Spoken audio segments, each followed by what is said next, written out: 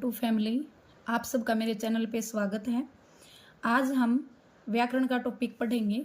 चलो शुरू करते हैं। सबसे पहले व्याकरण की संधि करते हैं। व्याकरण की संधि होती है वी प्लस आकरण। वी जो है ये उपसर्ग होता है।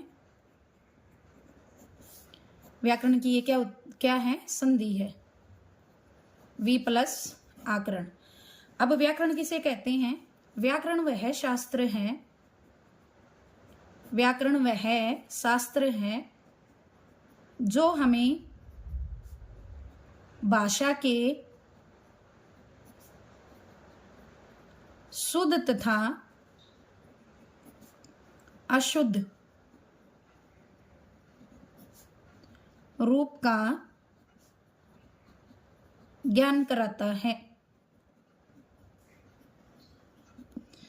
व्याकरण किसे कहते हैं? व्याकरण वह शास्त्र है जो हमें भाषा के शुद्ध तथा अशुद्ध रूप का ज्ञान कराता है। जैसे रमेश पत्र लिखती है, रमेश पत्र लिखती है। अब हम इस वाक्य को पढ़ेंगे तो ये वाक्य बिल्कुल अशुद्ध है। क्यों अशुद्ध है? क्योंकि व्याकरण का नियम कहता है कि अगर कर्ता पुल्लिंग है, कर्ता क्या है? पुल्लिंग है, तो क्रिया भी किस में होनी चाहिए? पुल्लिंग में होनी चाहिए। लेकिन हमारी क्रिया यहाँ पे क्या है? स्त्रीलिंग में है। क्या है? स्त्रीलिंग में है। तो वाक्य क्या बनेगा? रमेश पत्र लिखता है।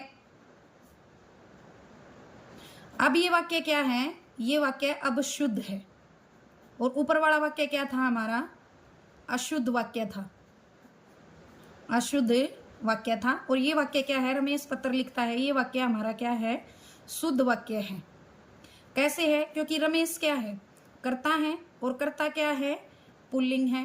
तो लिखता है, लिखना क्या है? लिखता है क्रिया, क्रिया भी किस में है? पुल्लिंग में है।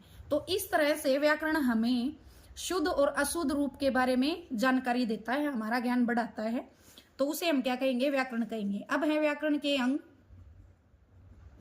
व्याकरण के 4 अंग होते हैं, 4 अंग होते हैं।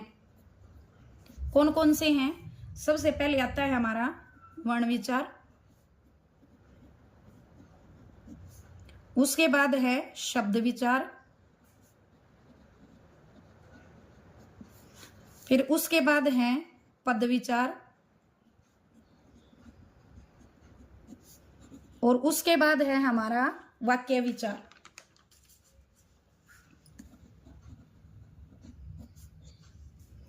वाक्य विचार।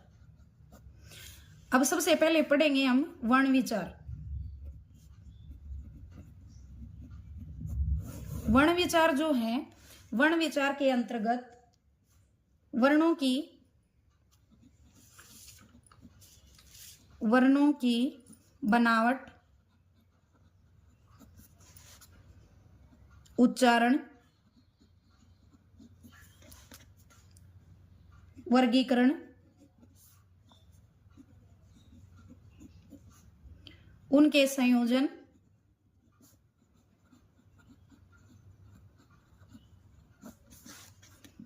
तथा संधि के बारे में विचार विमर्श किया जाता है। संधि के नियमों के बारे में, संधि के नियमों के बारे में विचार विमर्श किया जाता है। वर्ण के विचार के अंतर्गत क्या क्या आता है?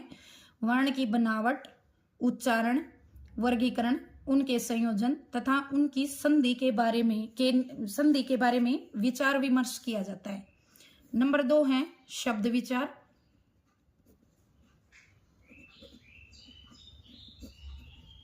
शब्द विचार जो है, इसमें शब्दों के भेद, उनकी व्युत्पत्ति, उत्पत्ति आदि के नियमों के बारे में विचार विमर्श किया जाता है। आदि के नियमों के बारे में विचार विमर्श किया जाता है। फिर हमारा तीसरा है पद विचार।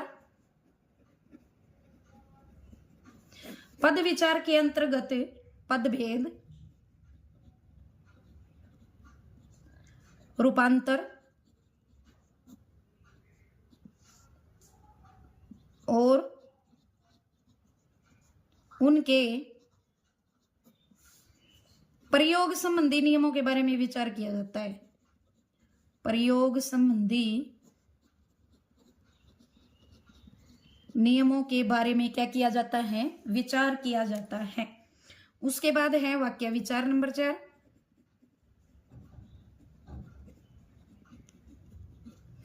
वाक्य विचार के अंतर्गत वाक्य भेद, कि वाक्य के कितने भेद होते हैं, वाक्य के अंग, विश्लेषण और विराम चिन्ह